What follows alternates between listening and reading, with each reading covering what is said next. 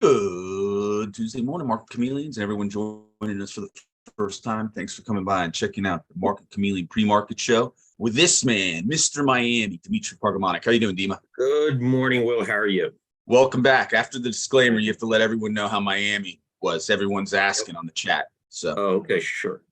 Well, before we get started, everyone, keep in mind, Will and I, Market Chameleon, we're not a registered investment advisor. We're not a broker dealer. We're not telling you what to do. We're just sharing ideas. If you need advice, call your registered investment advisor, call your broker. That's what they're there for, to give you advice, provide you with guidance. There's the disclaimer. And with that, let me start sharing my screen. so was Miami warmer than expected? Because it was miserable up here in the Northeast. Wasn't a good weekend. It was really nice. Miami was really nice, except maybe the first day that we got there, just at the start of the day. I think that they may have gotten like the most rain on record, actually, but the rest of the time it was really nice. It was hot, sunny. I definitely got sunburned. My wife got sunburned a little bit that last day. So it was a nice day. We went to Brickell, and they have a big financial center there in Brickell. You walk around and it's just large bank. Almost any bank I could think of had a big presence there. And the Miami exchanges, they have an exchange, right? The Miami exchange, you have friends at the Miami exchange. What was that, correct? Yeah, it was a bunch of ex-Philex Philadelphia employees. Stock Exchange employees. Yeah, right. And they're actually opening a physical location. It may already be open in Miami. Yeah. Citadel moved down to Miami, so that large hedge fund moved from Chicago down to Miami. And it's interesting because they are attracting a large financial industry presence. You could feel it, you could see it. Yeah, well, they're pulling. I mean, Citadel's from Chicago, right? From Chicago. I mean, the MIAX, the Miami Stock Exchange, used to be based in Princeton. I'm sure they still have some offices in Princeton, but they're opening up there. But there was a Barry Sternlicht from Starwood Capital was on CNBC this morning, live in studio. For anyone who hasn't watched it, it was a really interesting interview. I mean, he's got such insight into rents and the banking system. It was worth a watch. But he moved his whole operation about 2 years ago from Manhattan, and he's a lifetime New Yorker, right? So he had some insight too into what's going on in New York versus what the atmosphere for a business is in Miami, and it's very different. And it's a big physical presence, right? Like right now, people do work remotely, so you could get a lot of people in finance working from anywhere. But there's a huge physical presence. A lot of young professionals out there. You could tell walking the streets. That catering to that industry. Very, very interesting. The last time that section did change a lot. Their Brickell did change a lot. I would say it almost looks like kind of reminds me a little bit of Chicago. Chicago's much bigger, but reminds me a little bit of Chicago with like tall, beautiful buildings. You have the canals in Chicago. You have you have like rivers here going through there. So it's a beautiful, beautiful city. Actually, Rob mentioned today the final hour of Squawk Box had Barry on, and he knocked it out of the park, explaining how interest rates work and why the government is way behind on reporting rental inflation. And it was news to me, probably Rob as well, that like a third of the inflation numbers come from real estate rents. I was unaware of this. And he said that rental inflation is going down. And if actually put in the index, it would reduce the current inflation rate to 2.6%. Really? And that's Rob actually put that in the chat. And it is, I mean, I don't know what's scarier, the fact that the Fed is using numbers that are so delayed, because Barry made an interesting point that the rents, the movement of the rents higher the Mhm. Fed should have been way ahead of the move to raise rates if they had just been watching the rental rates, which Right, again is a third of the CPI from what he's saying. So right, it was a really interesting interview, and some of the things he was saying about the regional banks and the amount of commercial real estate they have on their books. I think, and Rob, correct me if I'm wrong, I think he said 2 trillion. And again, they are being marked, they aren't being marked to market, right? right. And so there Now, is a lot of, is he talking about commercial rents or yes, residential? commercial real estate. Commercial, Yeah. commercial real estate rents, right? But What the about the rents, the residential? rents, I think, are blended. Commercial property, Right, it's a pretty intense survey that's done. And I guess it's available to anyone if you pay for it. But right, he does, they have probably a couple 100,000 units themselves. So they're doing it themselves. Plus there's a service you can get right, so they have a real good insight into what's going on with that piece of the inflation puzzle. Now, one thing he did right. say is like what the Saudis did over the weekend, cut in oil production. That's a variable, that is hard to model for because you have countries that There, can change that piece of the puzzle, with a there switch are of a always switch. uncertainties out there. There's always new Always. information that, right, that comes out. You can't predict those types of things ahead of time because it's unknown. Um, but yeah, the commercial, I did, read about that the commercial end of things are not. But I think if you divide them up, I'm not sure if that's happening in the residential space. And I think that when the Fed looks at some of these things, what they used to say the in Russia, when they were trying to manage the economy, the the most important thing is, sh- shelter, right, food and entertainment. You have to provide all that to the masses, and so sh- shelter, that will be, in your housing costs, obviously food, now probably energy, that's very volatile but has been going up, and then and people need to be entertained. um s- so probably those pieces are still moving up, I would say. Yeah, could be. Those pieces of the CPI are still moving up. Um, if you guys are joining us for the first time, welcome. Will and I, we do this show in the mornings to help answer questions you have about Market Chameleon tools, data, and analytics. If you want to come on a show and you have a specific question you'd like to ask us live and direct, we provide a link to Zoom on the live chat on YouTube. Click on that, it takes you over to Zoom. There's a button there at the bottom of the screen. Once you're inside Zoom, it says raise your hand. Press on that. Once we let you in, you can ask your question live direct. You don't need to turn on your video camera. If you prefer Yeah. to type in Thanks for reminding me because I forgot to put that out there. yeah, so let's put that link out. And Yeah. if you prefer to type your question in, you could also just type your question into the chat box on YouTube. Will's watching it, he'll read it back to me. And we'll try to get through any questions we have. While we're waiting for questions to come in, I think what we'll do is just start taking a look at the pre-market report, see if we get any insights, what's going on in pre-market hours. I could navigate to another section of the website, see if we get any other insights. If we do have questions come in, will stop me, let me know, and we'll try to get those. Perfect. All right. So on a pre-market report, over here, these are stocks trading in pre-market hours. We have a list of our most active stocks, biggest percentage gainers, biggest percentage decliners. Down here, I see 41 stocks made our percentage gainers list, 25 on the decliners. So from this perspective, right now, looking like a slightly bullish bias at the open. But if you look at the list, you'll see that we have small cap stocks in there. These are the market caps.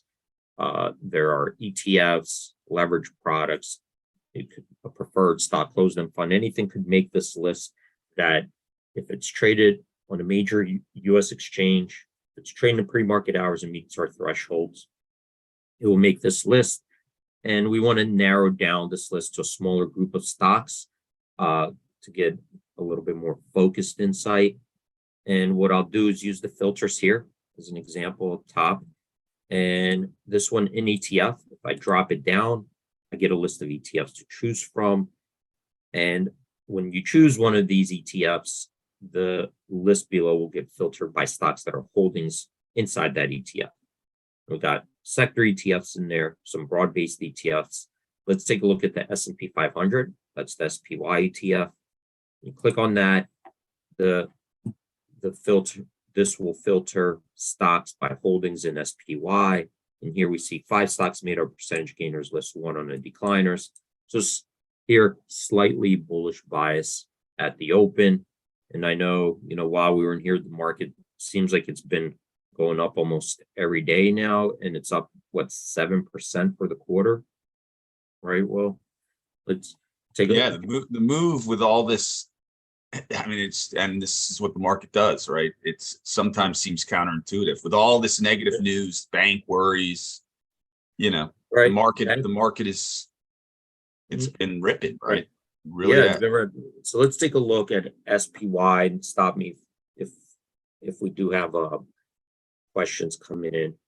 And when we look at I'm going to just use the SPY as the benchmark, S&P 500. Just see those trading stats here. So just in the last 2 weeks, up 4%. 3 months, we're up 8%. 6 months, up 13%. And that's a pretty decent look. In 6 months, up 13% is a really, big move in the S&P 500. Couple things that could be driving it. We do have low implied volatility, so insurance is pretty cheap right now to buy. We could see here that there's no fear of downside so far. There's none of that really going on in the derivatives markets. We looked at it last week. Implied volatilities are low. The buying downside protection is, the cheapest it's been almost, all year. Open interest in inputs is low as well, so people aren't buying protection. They feel like they don't need it right now. Another thing is when those long rates dropped, with the banks, they dropped. I think that's stimulative because now you got the 10-year went from, I think, 4% to below 3.5% now. Well, that's a benchmark for a lot of loans. That's a benchmark for mortgage rates, and insurance companies use it. And usually when people predict out into the future, they look at a longer term, right? 5-year, 10-year, not so much the 1 year. So looking at those benchmark yields have come down a lot, making stocks in the longer term more attractive. But I think another thing that's making people excited, and usually people get excited around things that are disruptive, right? Technologies that are disruptive, that could, boost long-term earnings, make things more efficient, create productivity out there, lower costs. And the one that we're hearing about now more and more by, major CEOs of corporations, we're hearing, about use cases, investments, and excitement. And I would say excitement from, large corporations and CEOs and investors and tech people. And I think that's starting to kind of create that confidence, and people kind of want in. And do you know what it is? I'm not sure. What is it? So I think it's the AI technology.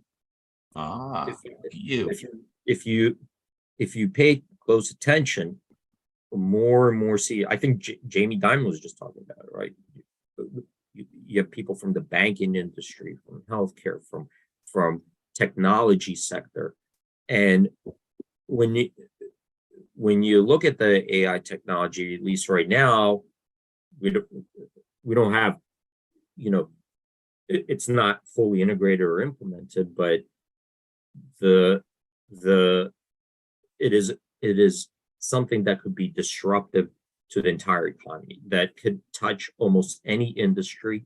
And not only that, I think that I was reading, it could potentially replace 40% of the work that people are manually doing that's repetitive, right? Any type of work that's repetitive or could be replaced by this AI technology, freeing up, our labor force, bringing down costs, having basically robots do work that, people don't need to do anymore.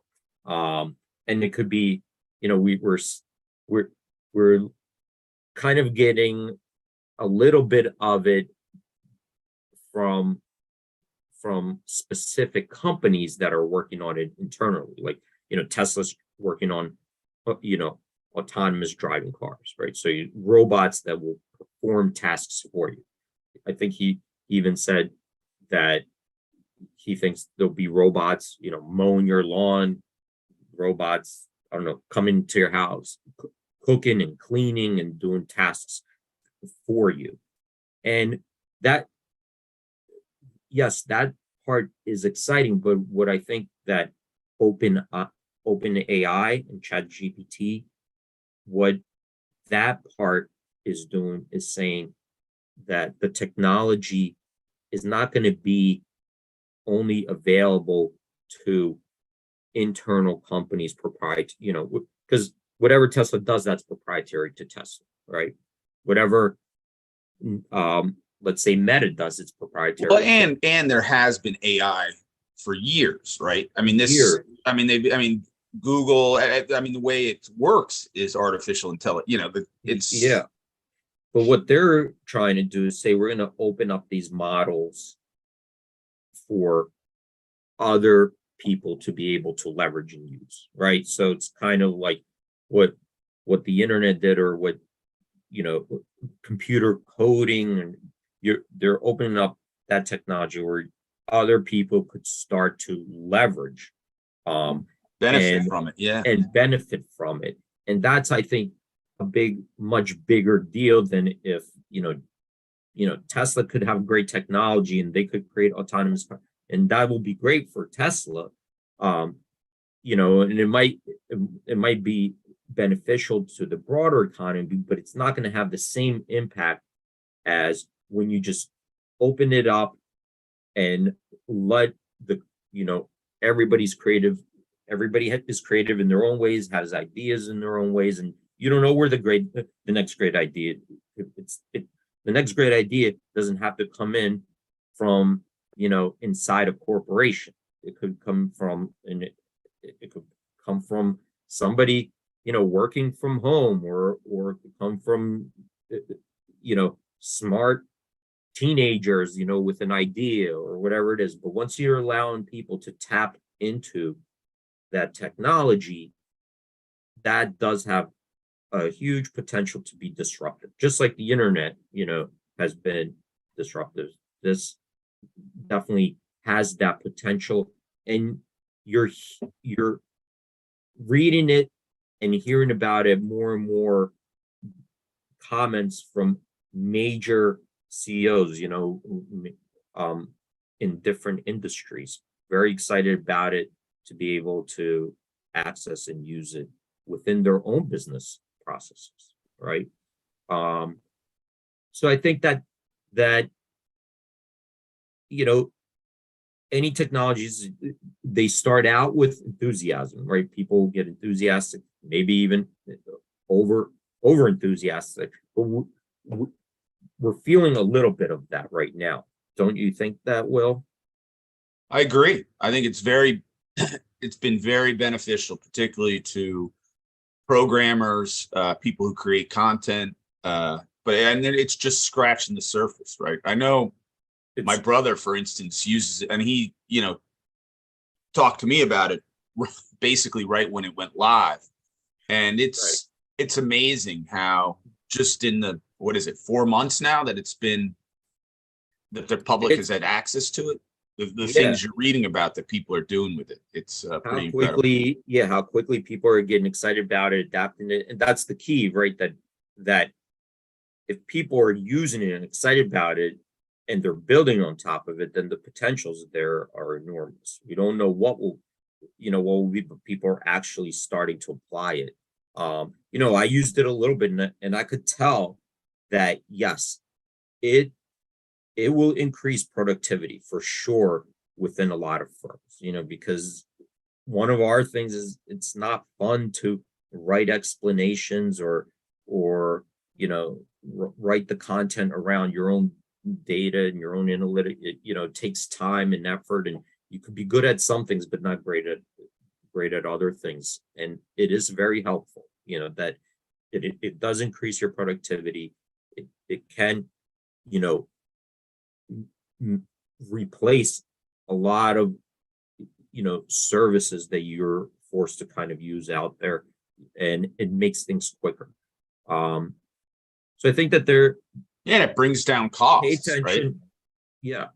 Pay attention to it, because when you hear lots of CEOs excited about it, money's going to flood. Banks are excited, financial institutions are excited about it. The Silicon Valley is excited about it, and lots of individuals are using it. And I think that's playing it. That's creating that enthusiasm. It's playing out in the market somewhat. It's not possible to know exactly why people are buying, but that could be a catalyst for it, especially if you started to use it and kind of see yourself visualize the potential in it. And here's a breakdown of the sectors. The last 3 months, communications, services, and technology sector have been, the best performers here. And in the technology sector, Oh, we did have an options related question, D, from Rob. He was asking, Will, what are your and Dimitri's favorite types of trades in this low volatility environment? Spreads, verticals, calendars. Right.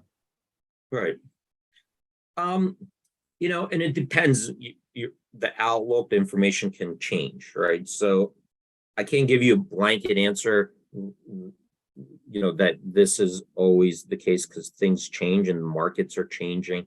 I think that in a low, if your view is that the implied volatility is low and can eventually start ticking up, then calendar spreads, right? Because a calendar spread, you could take advantage of the lower volatility, spread it off, and go out to where you think volatility will start picking up.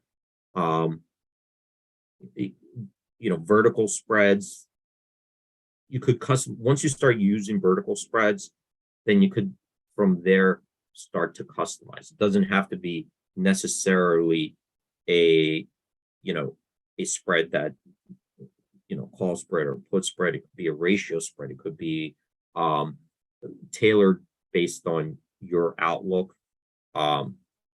So I always start out, though, usually looking just as a simple spread, call spread, and then kind of build off that, or even a calendar spread, maybe a diagonal spread. But it start out simple and then start to kind of change things around based on. I guess from this page you're on, D, it's a good spot. They constantly talk about rotations in and out of sectors, and this is one place where you can kind of see it. Yeah. Like I look at the energy. The last 2 weeks, it looks like money has been flown into energy. Basically, turns out ahead of this, announcement, energy. right, that they were going to reduce production. Right. Right. So that happened over the weekend. So then we got a pop there in energy. We could see here, look, utilities and the real estate still kind of struggling here. And I think that is more sensitive to interest rates, right? People are buying utilities and REITs for their dividends. Those dividend yields are low relative to where the Fed funds rate is. So right now you're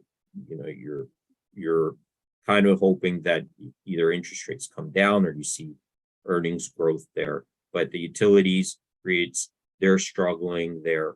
And I think those will be much more at this point. They're going to be very sensitive to where the interest rates are going. Let's see. Let's take a look at the utilities here. So here's utility, got a 3% dividend yield, and you got the Fed funds at 5%. So you're at this point, you're hoping what the utilities, they could either grow their earnings to increase their dividends, or Yeah, and it's very hard. Other than raising rates is the way they'll grow their, right. I mean, that's it. Right. They're not coming out with some incredible new technology that's going to change dynamically the share price or the revenue source. Yeah, and here's XLRE, same thing. I think, big portion of their earnings, they give out as dividends, right? Because they're REITs, they have to, and then they need to finance new projects. So they're going to be struggling unless interest rates do come down. I think that they're going to be struggling there, because of what can change, right? Either interest rates or they're able to raise their rents, right, to make it more attractive, because you really have short-term bonds competing with that yield. It's actually, I think even the 2-year treasuries yielding more than this. Yeah, I'm surprised it's held up as well as it has. Yeah. So the market is calibrated right now for interest rates to start coming down. That they think interest rates are going to have to come down. The Fed is not signaling that, and they're at odds, right? The market and the Fed are at odds now where interest rates are going, because the Fed has signaled that they have no plans to lower interest rates right now, because they don't have any supporting data to lower interest rates. And even if inflation comes down, let's say inflation comes down to the 2% target and we're still at full employment, even at that point, the Fed is not justified to lower rates, because then they're going to risk sparking inflation again, right? They could only lower rates when they think, that inflation's below their target rate.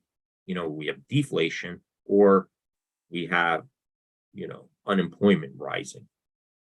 And right now we're none of those are happening.